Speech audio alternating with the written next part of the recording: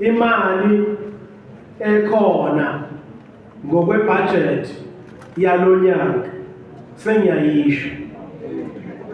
It's 1,69,105,000 rands. Okay. Nazo-ke inamba bakwazi ukubhala 1069 105 000. Ibudget yethu iphumaphi le mali?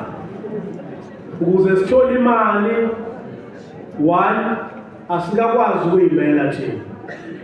Sithola imali okuyisabelo mali ebizwa ngani equitable share. Ngizoyisho manje.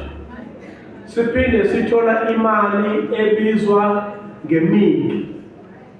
Imiki kumele ukuthi municipal infrastructure grant.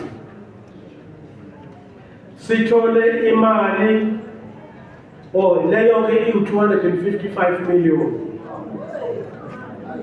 Bese sithola imali u-WSIG 235 million.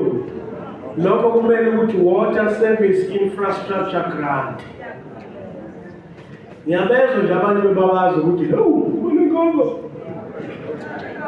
Bese kuba nemali ebizwa nge-equitable share 680 million. Leyo mali leyo ke ibhekela izinto eziningi, namely into yama-salaries and many other ama-services nama-operations omkhakha. Imali enje 255 million ileyo kwakha ingqalasizinda okungaba into yokufaka amapayipi, into yokufaka kompompi, into yokufaka amanzi, into yokukhanda kwesewer and so on. Bese kuthi lena nakhona iyokulekelela ingqalasizinda entweni ethinta amanzi. Bese kuba khona imali esiyikhandela yona thina njengomkhandlo. So far we are doing very bad. Imali esiqoqapho so far 145 million. Imali engekho ngeleyo. Leyo mali leyo ke imali ekhokhwa abahlali basemkhanyakude kuhlangene nabahlali bomasipala wonke. Eyande mali eyama-services. Yini ama-services? Okunye kwakho kungaba into yamanzi ikakhulukazi. Sinengwadla.